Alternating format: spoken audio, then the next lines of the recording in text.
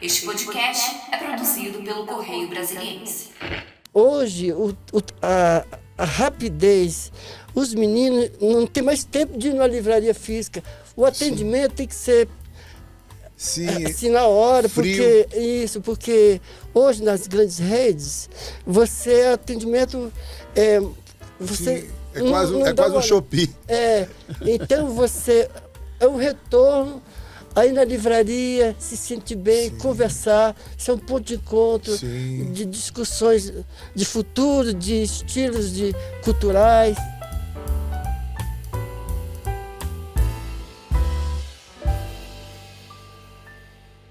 Olá, pessoal.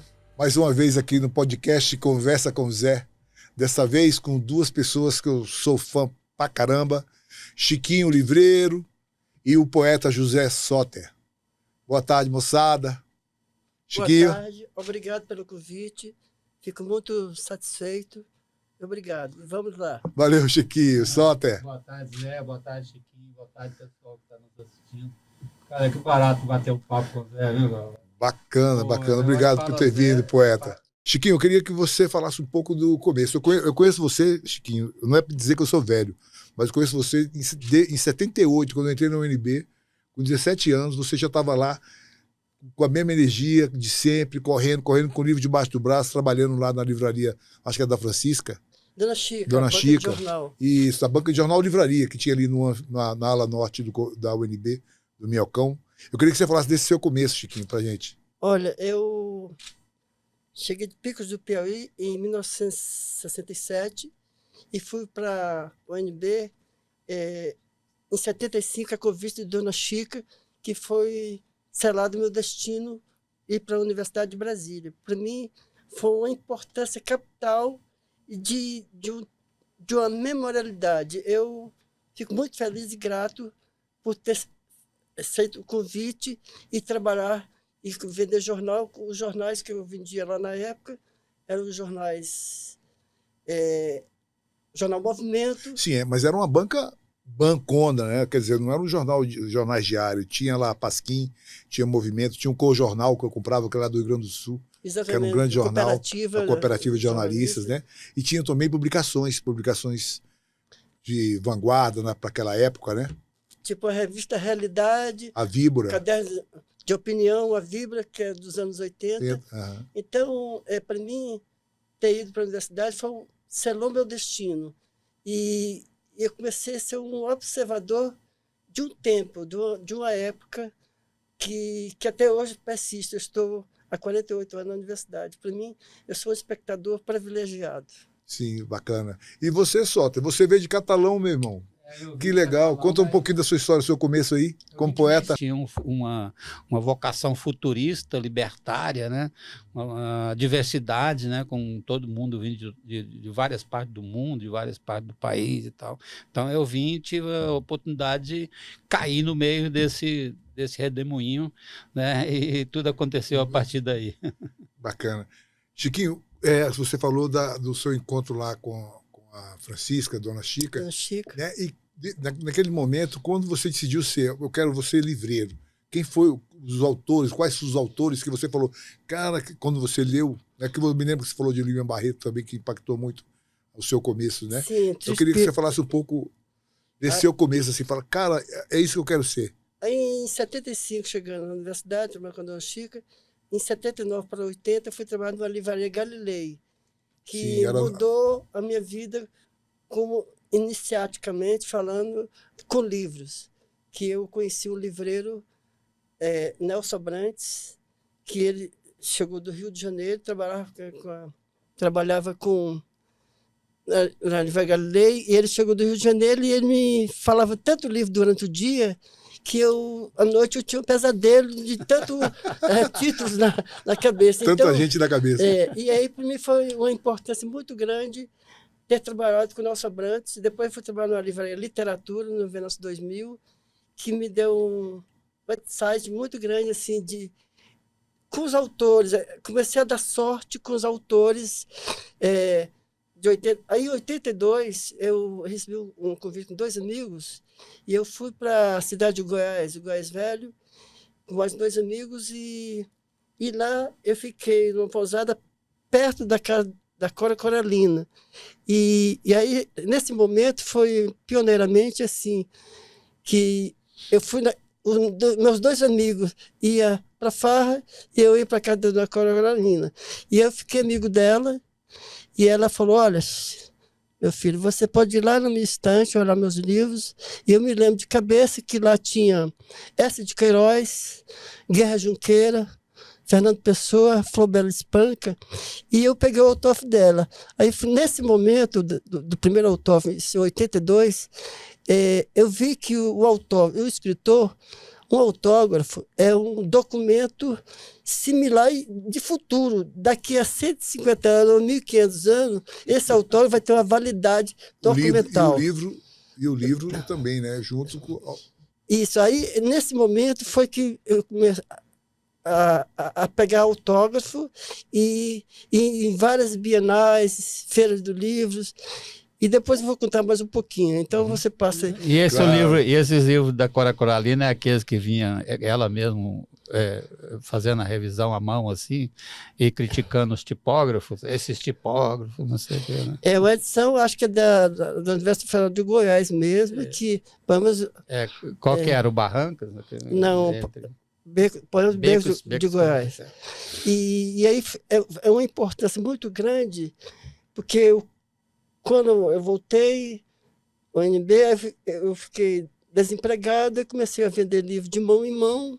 Na UNB? Na UNB. Eu me lembro. E aí eu ia ficava próximo do departamento de história. Aí eu chegava com um livro na mão e a pessoa... Eu perguntar se estava precisando de algum livro, alguma bibliografia. Aí o professor falava, olha, eu queria que você me arrumasse a Raiz do Brasil.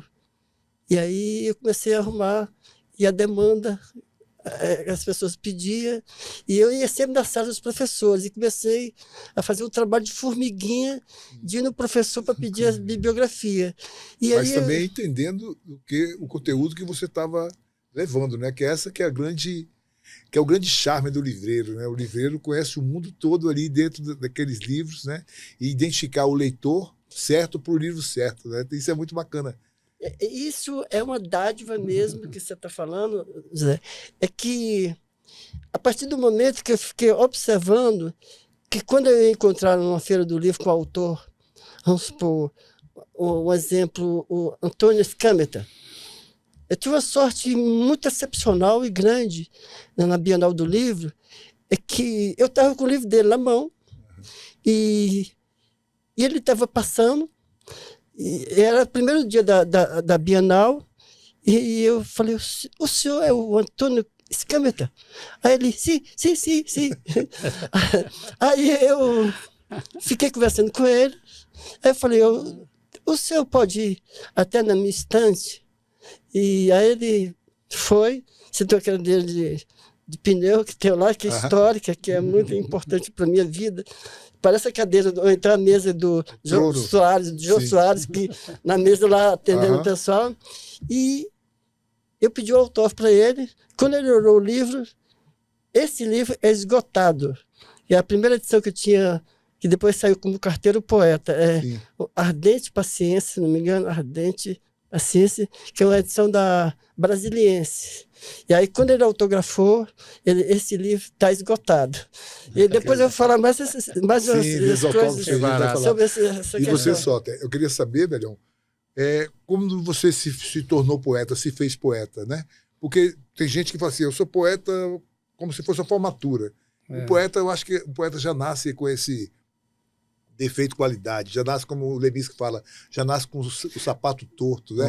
Isso é muito bacana. Então, quando você começou a escrever, né, começou a colocar a poesia que estava dentro de você para o papel, para o mundo, para a voz? Eu acho que o mais difícil para o poeta é se assumir poeta, né? Legal. Tem a história da gaveta também, que você joga poema na gaveta. Dos bilhetinhos, Sim, das cartas de amor para os amigos que mandava Sim. para as namoradas, né? Então tinha várias formas de você, né, Sim. fazer poesia, né? Quer dizer, e não se julgar um poeta, né? Sim. Eu uso dizer, Zé, que eu nasci em José Luiz, em Goiás, né, lá na Fazenda Macaúba, em Catalão, e nasci Sota, em Brasília, né? Quer dizer, Legal. Sota é coisa de Brasília, né? Lá em Catalão é Zé Luiz, aquele que escrevia trovinha, fazia trovinha nas árvores, né, que fazia bilhetinho. Eu escrevia os bilhetes de correio elegante para os Sim. amigos nas festinhas, né, para mandar para as meninas. Quer dizer, mas tudo aquilo era só farra, né, coisa de farra, e era como farra. Quando eu cheguei em Brasília, por exemplo, que eu comecei a... e foi tão coincidentemente que eu cheguei em julho de 77 e 2 meses depois o Paulo Tovar me chega com um livrinho. O conterrâneo. Que é conterrâneo de Catalão, autor de Juriti, né, Sim, que foi grande é Paulo um Tovar. hino da rapaziada Sim. de Brasília, Liga Trip e tal. E aí ele chega com um livrinho lá, o iogurte com farinha, olha aqui que barato, o cara tá vendendo nos botecos e tal. E ele já chegou com um pacote, ele foi rápido no gatilho, né? E ele já chegou com um pacote e saímos nós dois vendendo os livrinhos do Nicolas, né? Nicolas Não era Bey, iogurte dele. com farinha. Iogurte com farinha. Sim. Ela falou, não, nós vamos fazer nosso também e tal. Aí eu já estava com um esboço, aquelas brincadeiras lá que eu ia fazer, querendo fazer alguma coisa, mas não tinha decidido ainda, né? Aí fomos lá trabalhar com o livro do Nicolas, depois o Paulo Tovar fez um projeto de um livro temático, né? Os 3 livros deles são temáticos, né? E saímos para visitar as feiras, porque o título era A Feira, né? Ele começou pelo título, vamos fazer um livro sobre a feira. E fomos para visitar a feira de Ceilândia, feira do Núcleo Bandeirantes, as feirinhas que tinha por aqui. E aí ele pegou e fez esse livro. E na sequência eu lancei o Início e Fim, que era para ser o primeiro e último, né? Não sei lá qual é o futuro. Sim, era uma coisa muito bacana. Você Foi faz, um processo muito bacana. E era difícil pra caramba fazer o livro. Depois de fazer o livro, você tinha que distribuir o livro. Eu saí com meus amigos para vender em bares. Era muito bacana. E depois a gente bebia o livro todo. Vendia todo. Ou então saía para vender, chegava no primeiro boteco, tinha uma turma legal que começava a conversar. Começava a conversar, aí você sentava na mesa e ficava até o dia amanhecer. Mas tinha também não era igual o Chiquinho, né? Mas tinha uma lado também punk, que era a questão da que a gente viveu numa época muito difícil, né, politicamente, aqui em Brasília, na época da ditadura. Eu me lembro que a gente corria da polícia, a gente saía com spray para escrever poesia em muro, né, e a polícia chegava, a gente tinha que sair correndo, porque se pegasse era um estresse danado para explicar. Isso aqui é um poema. Era muito complicado. Eu sempre busquei assim veículos para poesia, entendeu? Porque eu achava que a poesia as pessoas não compravam livros para ler poesia, né? Muito pouco. Era muito pouco. E sempre foi assim, com dificuldade para qualquer edição, né? Mas Brasília sempre teve uma veia poética, né? Veia poética, mas porque nós conseguimos nos apropriarmos de uma tecnologia que foi o mimeógrafo, entendeu? Sim. E ocupar os espaços que ninguém ocupava, que eram justamente o espaço público, né? Sim. A gente fazia sempre ao ar livre, nos botecos, em porta de teatro e tal, e fomos tomando conta. O Beruti tem uma importância muito grande na cultura da cidade. Sim, é referencial, Que todo mundo ia para lá e todo mundo conversava. Todo mundo a primeira rede social de Brasília. Sim. Ali o Beruti é o grande... É o grande... eu não vou dizer rede Instagram, social porque o Instagram é um shopping. Rede social etílica. Mas era uma grande rede social. Ali eram todas as ferramentas. A comunidade etílica. E festeira, né? Era muito legal. Alegria. Passou muita gente boa. Tudo que se você quisesse saber alguma coisa dentro da cidade, você tinha que passar pelo Beruti. Você ia ao Beruti, você ficava sabendo tudo que estava acontecendo. Sobre a importância da UNB, né, para a cultura da cidade. Também a gente falou do Beruti aqui, que era um polo cultural, mas a UNB sempre foi uma referência, né? A UNB sempre, pela UNB, eu tive professores maravilhosos, o Climério Ferreira, por exemplo, Vladimir Carvalho, né? Professores que me ensinaram coisa pra caramba. Tinha um professor de cinema, Edgar, que tive a sorte de fazer 3 cursos lá, então eu gostei muito daquela comunidade, né? E como aquela comunidade interagia com a cidade. Eu queria que você falasse da importância da UNB para Brasília. Cassiano Nunes, né? Cassiano Nunes. Eu vou falar, por exemplo, na gestão do Cristóvão, que teve o FLAAC, né? Festival de Arte e Cultura, foi uma coisa muito importante. Eu coordenei na a área época. de literatura no FAC. É muito importante. E o UNB sempre foi uma vanguarda na parte de literatura, de arte, de cinema, de cultura.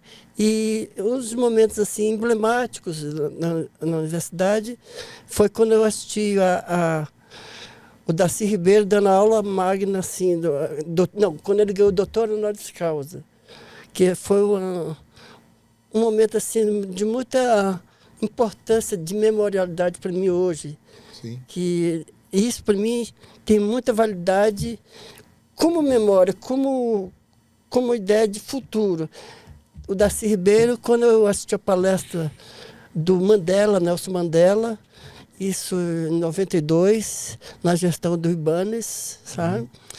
E com o passar do tempo eu fui assistindo palestras assim, muito, muito importantes. Você assistiu a do nosso Quintana lá, que ele fez lá na reitoria? Não, Mário Quintana não. Eu assisti do José Midler, na reitoria, quando ele ganhou o doutor honoris causa. Eu assisti uma palestra memorial assim, do Edgar Morin. Ah, que bacana. E falando assim, que você perguntou, muita sorte foi quando o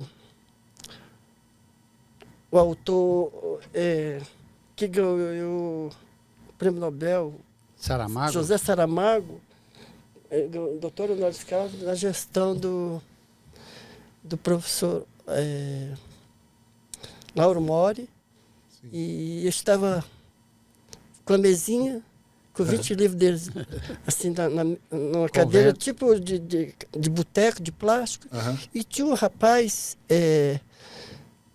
um português, tinha 300 livros, parecia a Avenida Central do Brasil. Assim, uma extensão. E aí o Luiz Schwartz passa, o editor, e eu falei, Luiz, por favor, parecia íntimo do Luiz Schwartz. Eu falei, Luiz, eu estou aqui eu trabalho do dia 2 de janeiro a 31 de dezembro, e aí tem esse tipo concorrente comigo. Aí ele falou, até vem cá. Aí me chamou e me apresentou o Saramago e a Pilar, e dizendo que eu era o melhor livreiro de Brasília. e o livro que em pé, antes dele ganhar a Ortoga, o Zé Saramago, ele autografou para mim, e todos os nomes do livro. O livro, todos os nomes, e eu fiquei feliz, porque esse livro que está sumido, eu tenho que fazer uma pagelança para ver se eu tenho o livro de volta. São longuinhos que a turma... Esse é o problema de livro também, né? Quando você empresta o livro, ele não volta. Não volta. E aí ele autografou, e ele não tinha ganho ainda o Prêmio Nobel. Então eu tenho umas preciosidades universais, entendeu? Aí, com o passar do tempo, eu fui dando sorte. Outra vez na Bienal do Livro, o escritor Mia Couto. Sim. Outra coisa também, muita sorte, o Mia Couto, eu tinha pedido a produção da Bienal do Livro para me levar, para me conversar com o Ariano Suassuna, no Hotel Nacional. E marcaram 11 horas da manhã. Só que eu fui 9. E quando eu cheguei 9 horas da manhã, aí o pessoal falou, não, o Ariano Suassuna ele já antecipou a viagem, já foi Eu para o entrevistei o aeroporto. Suassuna. Hein? Eu entrevistei o Suassuna. Pois é, e ele sentou no aeroporto, na cadeira, deitou esperando. No chão, né? É isso. E aí, quando eu vi assim na coisa do hotel, falei, moço, o senhor não é Mia Couto? Aí eu tive a sorte, eu fui atrás do Ariano Suassuna e esbarrei com Mia Couto. E aí eu sabia que ele era biólogo. Sim. E aí comecei a conversar com ele, falei que de 3 personalidades. Que eu falei que do Darwin, Charles Darwin, porque o Charles Darwin, a origem das espécies, foi nas costas do Rio de Janeiro, porque ele era biólogo. Sim. Falei do Levi Strauss, que quando chegou em 1934 para dar aula na USP, que escreveu um livro Tristes Trópicos, e falei da Comissão Cruz. Falei 3 personalidades que veio do Brasil, e ele gostou muito da ideia. E aí depois, eu dei muita sorte de novo, é que na Bienal do Livro eu fiquei do lado da cidade da EBC. Sim. E todos os autores que dava palestra lá, ia dar entrevista na EBC. E aí quando chegou a vez do Mia, ele falou, eu vou fazer o lançamento da sua estante. Aí eu desmaiei de felicidade. Que legal, acho que... E nesse sentido, eu vou falar outro momento também inesquecível na Bienal, foi Mino Carta. O Mino Carta, ele também esteve na Bienal e deu a palestra e tal, e na Bienal, e aí depois deu a palestra e depois foi dar a entrevista. E eu fui falar para ele que é o seguinte, porque ele teve o Jornal da República. Sim, o jornal, um grande editor, entre outras coisas. Que eu era jornaleiro, e os 11 primeiros números eu colecionei, mas depois eu não tive dinheiro, porque eu vendia o jornal, não podia ficar com o jornal comprar. Então, eu falando isso pro Mino Carta, ele ficou feliz porque o jornal só teve 4 meses. E com o fracasso do jornal, ele tinha uma revista, se não me engano, Senhor. Aí ele vendeu depois para o grupo Editora 3, que os Azulay, sabe? Sim. Então são as coisas assim, muito importantes. No meio do caminho, encontrar as pessoas... Sim, isso é a vantagem sempre de um evento como uma Bienal, né? Isso eu acho que a gente, Brasília ressente muito, né, não ter ainda um projeto, ter uma Bienal pelo menos constante, né? Porque depende muito da iniciativa privada, da força de pessoas, não é? Devia ser mais um projeto de Estado, né? Você ter uma Bienal, do que ser de pessoas, né? Porque eu valorizo muito as pessoas que como o pessoal que produziu a Bienal, que foi uma Bienal maravilhosa com Suassuna, as primeiras, com Mia né? Couto. A última que teve, que foi maravilhosa aqui na Esplanada, né? Que foi muito bacana. E depois, o advento da política... E que 2016 errada. foi aqui perto do Mané Garrincha, 2016. Sim, foi Aí dentro 2018, do Mané Garrincha. Nos corredores lá, né? Embaixo, redor, em torno, a parte né? interna, né? Agora, Chiquinho, vou falar um pouco agora com o Soter. Soter, a gente estava falando de editora, mas você tem uma editora, velho, a Semin, que eu acho bacana pra caramba. Né? E na Semin, você foi o editor de uma antologia que reuniu gente muito boa, que eu tive a sorte de ser incluído, tirando eu. Graças a 76, boa, né? Gente muito boa, tirando eu, que tem o Francisco K, a Angélica Torres, a Noélia, o Nicolas Bé, o Luiz Martins.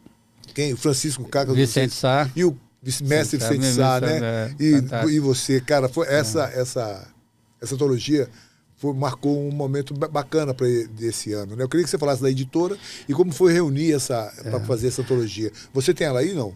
Tenho. Na verdade a Semino é uma editora. Ela saiu como anti-editora, né? Porque justamente é uma deseditora. Deseditora, que era para... Olha, acabou. Eu pensei que eu tinha colocado não, tá aqui. Não está aqui não. Mas foi uma homenagem àquela poesia Atitude, né, daquela época, né, porque o pessoal tinha o que foi inclusive responsável por estar presente na poética brasiliense até hoje, que era a diversidade e a atitude, né? Então, os poetas não eram de ficar esperando os louros, né? Sim. Era de ir para a rua e faça você mesmo, né? Faça você mesmo. Já deu, você já fez alguma coisa hoje, né? Já tocou alguém, entendeu como é que é? Então, isso é... E era difícil pra caramba você chegar nas edições. E por isso a Semin surgiu como uma forma de anti-edição, né? Anti-editora. Quer dizer, não tinha o mercado como objetivo, né? Mas era só de expressão, era mais expressão do que mercado. E da voz, o pessoal que estava embutido... Jogar pedra na lua, né? Jogar pedra na lua. Coisa melhor, né? Não. Jogar pedra na lua. O que você está fazendo? Estou jogando pedra na lua. Cara, que bacana. E aí a gente fazia tudo inclusive a nossa... a nossa, que era para poder você fazer o parâmetro, né, de preços Nossa, e tal, era preço da garrafa de cerveja, né? Indexado ali. O livrinho era o preço da cerveja, né? Toma. Nem Bukowski explica, né? Nem Bukowski. Mas aí surgiu dessa forma, e aí surgiram, nós fizemos... Nós tivemos a adesão da serigrafia, né, que foi, né, os livrinhos com capa de serigrafia, a questão dos livrinhos com título em carimbo, né? A feira é o livro do Soter? Do Paulo Tovar. Do Tovar. Do Soter é o amigo do Paulo Tovar. Que estava do lado dele. E aqui, ó, tá vendo? Esse aqui era filme, aqueles filmes de radiografia, ó, aí virou capa de livro, tá vendo? Que legal. Né, fazendo máscara e tal, né? Esse aqui é do Lira Pau Brasília, inclusive, né? Eu queria ler esse poema aqui do Tovar. Tem o da Noélia Ribeiro, ó, o livrinho Grande da Noélia, ó, Expectativas, entendeu? Deixa eu ler esse poema aqui. Fala. Brasília, a cidade das quadras, dos blocos, dos gramados, dos ratos e das grandes decisões. Muito legal. Ele era tirado. Esse aqui é do 27 Porretas, né? Que reuniu a turma da rapaziada naquela época, que o Climério Ferreira e o qual é o outro poeta, cara? Mas era o Guideleno. Tinha o Ezio aqui, ó. Tinha todo mundo aí, mas quem fez essa antologia foi o Climério e o Guideleno e outra pessoa. Muita gente boa, hein? E aí a gente foi fazendo essa brincadeira. Por exemplo, aí eu quis trazer os poetas que faziam essa agitação em torno do Lira Pau Brasília e da geração mimeógrafo para poder a gente mostrar que ainda estão aí ainda estão, né, atuantes nessa poética brasiliense, né? Sim. E nesse sentido, inclusive, da mesma forma que da outra vez a gente fez o Lira para Brasília, que só tinha homens, né? E eu percebi isso e resolvi reunir as meninas que escreviam alguma coisa. Da cena, né? Não, que era... Na época era 1, 2, 3, 4, 5, 6. Era Noélia, né? Noélia Ribeiro. Sim. Já tinha. A Rosana Rummel, que era irmã do Paulo Tovar. Uhum. Tinha o pessoal do Grupo Manu, que era também daqueles Meninos de Deus e tal, né? Aquele Grupo Manu de teatro. E aí conseguimos reunir essas meninas e fizemos uma antologia para contrapor ao machista Lira Pau Brasília, né? Uma só com meninas.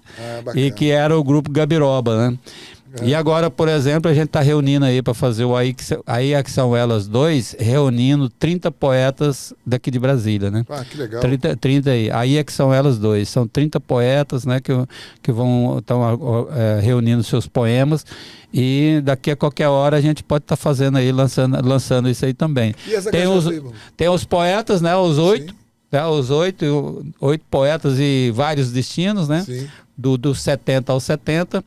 Pois é, o que eu estava falando, eu mais me preocupei assim, em criação de veículos naquela época, né, para poesia.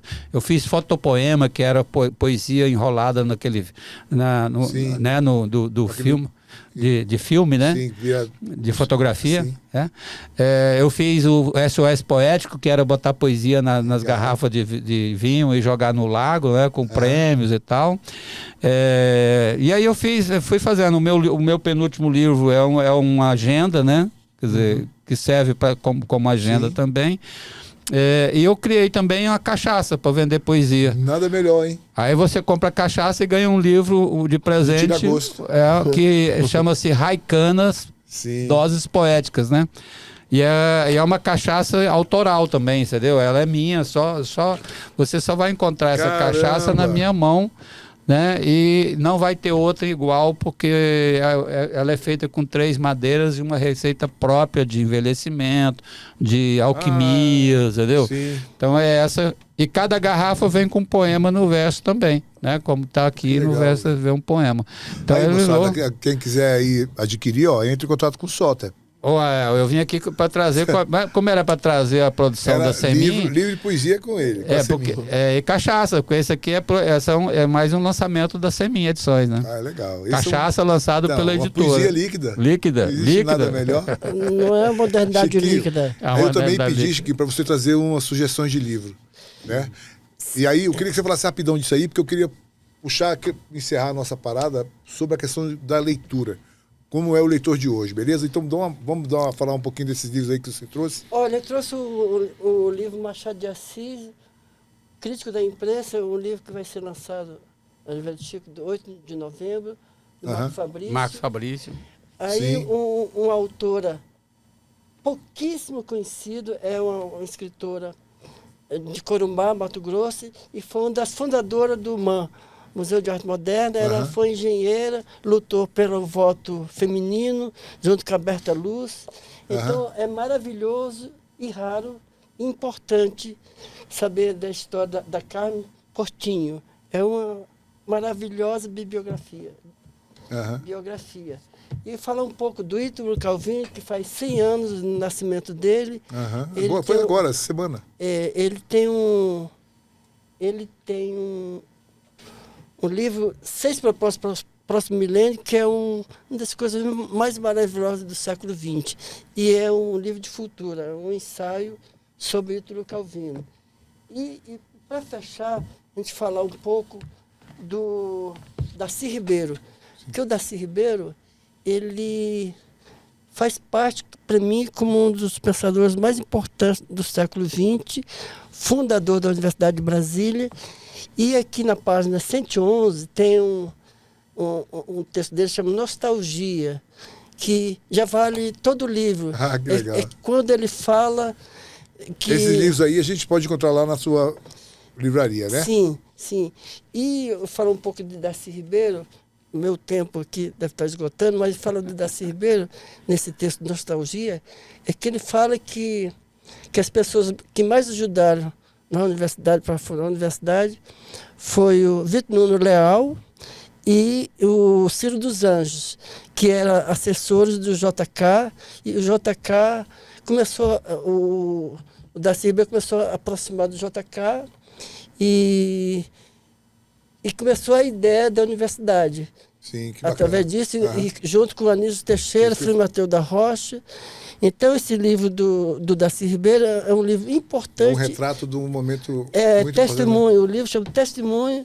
E só essas 2 páginas de nostalgia do Darcy Ribeiro. Vale por tudo. Ele fala até nessa página 112 de que o Oppenheim foi um dos camaradas que deu uma força para a universidade. Então, que legal, cara. Então foi as pessoas, Anísio Teixeira, Frei Mateus da Rocha, então a SPBC, então a gente pensa, Oscar Niemeyer, Lúcio Costa, todas essas pessoas foram fundamentalistas, Lelé, que foi fundamental. Chico, eu quero só dando uma virada para a nossa tema final, eu queria que a gente falasse sobre a leitura. As pessoas estão lendo muito hoje?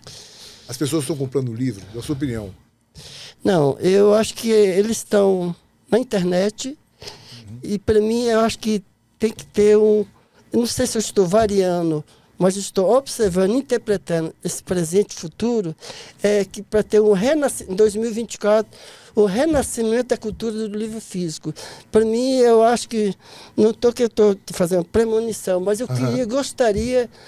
Esses dias eu encontrei com a Lila Schwartz, eu fiz essa provocação para ela ser a primeira pessoa a dar uma palestra sobre o livro físico na livraria do Chico. Então, e ela disse que, no início ela falou que sim, mas vamos ver a complexidade. Para mim, então, fechando, uma das coisas mais importantes é o renascimento do livro físico no Brasil. Que a juventude cria juízo e começa a ler o livro físico. Sim, porque a internet... Não é uma outra plataforma que é necessária. É uma ilusão. Não, mas o mundo da internet, a internet é importante pra caramba. É uma ferramenta muito importante. Mas ela é passageira, ela é lúdica.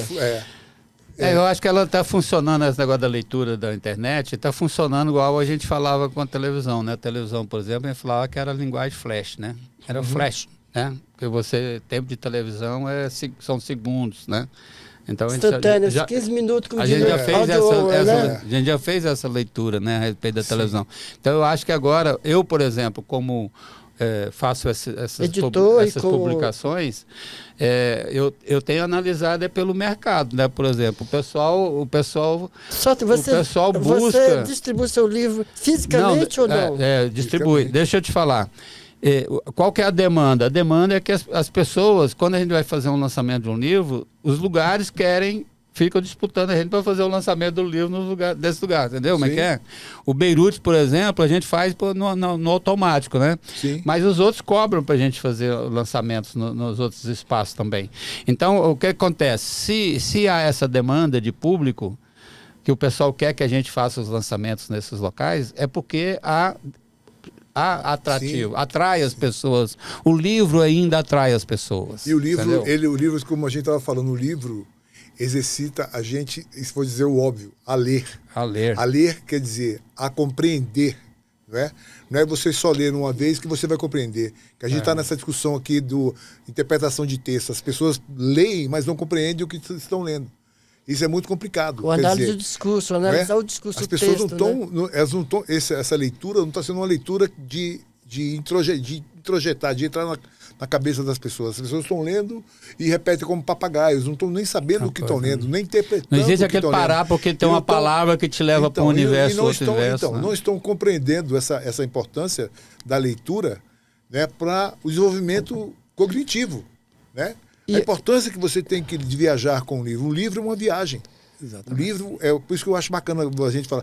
O livro, quando você tem uma biblioteca, você nunca vai estar só, porque você pode viajar para qualquer lugar, para a cabeça de qualquer pessoa, para qualquer época, para qualquer sentimento, para qualquer coisa. Isso o livro te dá com mais verdade, né? Porque você consegue captar isso. E no mundo digital, que é uma outra ferramenta que é importante pra caramba pra gente escritor, pra gente poeta, é que o livro, ele dissemina, ele busca muito mais pessoas. E a partir desse contato, você fala, mas eu tenho um livro aqui. Exato. Né? Você pode trabalhar com essas coisas, né? E eu queria falar só um minuto. Eu queria ser agora, como livreiro, em 2024, um retorno às pessoas, como a Livraria do Chico, seja um guia turístico do livro, entendeu? Que as pessoas, quando vêm a Brasília, vai na Livraria do Chico, porque hoje a rapidez, os meninos não tem mais tempo de ir na livraria física. O atendimento tem que ser assim na hora, porque hoje nas grandes redes, atendimento você é quase um Shopee. Então é um retorno aí na livraria, se sentir bem, conversar, ser um ponto de encontro, de discussões de futuro, de estilos culturais, entendeu? Eu gostaria que 2024 fosse um ano de novo. Tomara, Chiquinho, tomara que a gente que as pessoas esse caminho, né, velho? Volte aí na livraria física. E vamos ficar na torcida, viu?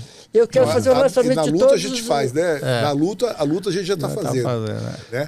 E é bacana a gente ter isso, como a gente está falando, no lançamento do livro dos 70... Do 70 ao 70? 70 ao 70, que foi uma antologia dos anos... Que clima, né, cara? A gente foi pro Beirute, teve Renato Matos, teve... Liga Tripa. Foi uma grande festa que me lembrou aquela época. É legal. Só que tava todo mundo grisalho, né? Mas é legal pra caramba. Eu acho também que tinha muita gente nova. Né? Eu acho e a alegria, né? Foi o ambiente se preencheu de alegria. Foi, e a gente precisava disso.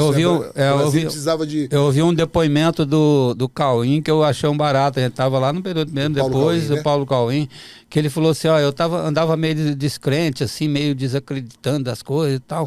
Porra, eu saí daqui renovado. Vim daqui foi renovado. Aí o Luiz Martins falou assim, porra, foi fantástico, cara. Eu carreguei minhas pilhas vitais por mais 10 anos, entendeu como é que é? Então eu acho isso é fantástico. Eu posso falar um poeminha? Pode. Eu vou falar um poeminha então aqui para encerrar minha participação, que é receituário, que diz, ser psiquiatra, adquirir de todos um pouco de loucura e ser de todos o louco mais completo. Bacana, valeu. Valeu, obrigado Chiquinho, obrigado José Soter, obrigado moçada, até a próxima.